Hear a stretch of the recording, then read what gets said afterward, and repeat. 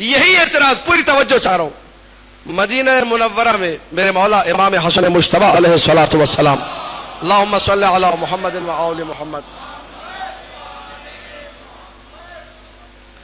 ایک خچر پہ سوار نکلے، خچر پر سوار ہو کر روانہ ہوئے،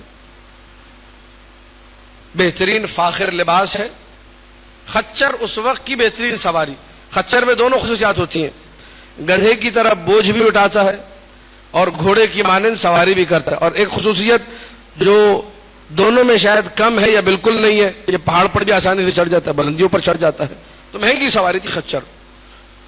اور یہ بھی ایک جملہ سماعت فرما لیجیے، دلدل بھی خچر تھا، گھوڑا نہیں تھا۔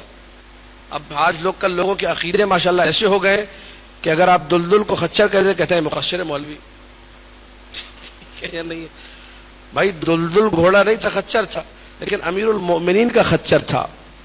توجہ چاہ رہا ہوں، وہ کائنات کے سارے گھوڑوں سے افضل ہے، علی بن ابی طالب کا ہے۔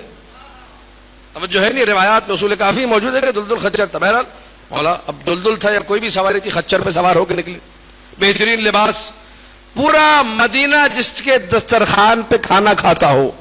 توجہ چاہ رہا ہوں، اس کی شان و شوکت کیا ہوگی؟ نکلے کوچے بنی ہاشم سے، ایک یہودی خاک پہ لیٹا ہوا تھا۔ توجہ چاہ رہا ہوں، خدا را توجہ چاہ رہا ہوں، ایک یہودی خاک پر لیٹا ہوا، دوڑ کر آیا، خچر کی لگام کو تھام لیا، کہنے لگا یا حسن ابن علی، قال جدک الدنیا سجن للمؤمن وجنت للکافر۔ توجہ چاہ رہا ہوں، انا الکافر وانت المؤمن۔ بڑی توجہ، بڑی توجہ۔ اے حسن ابن علی، آپ کے نانا نے کہا دنیا مومن کے لیے قید خانہ ہے اور کافر کے لیے جنت ہے، میں کافر روڈ پہ پڑا ہوں۔ توجہ چاہ رہا ہوں، بڑی توجہ۔ اور آپ مومن ہیں، اتنی عالی شان سواری، اتنا بہترین لباس، پورا مدینہ آپ کے دسترخوان پہ کھانا کھاتا ہے۔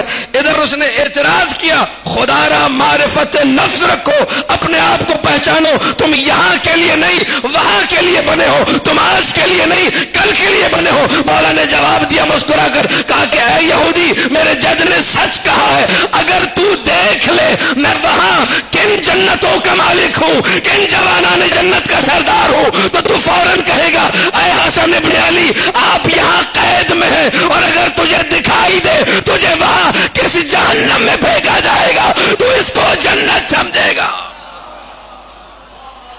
توجہ ہے یا نہیں ہے؟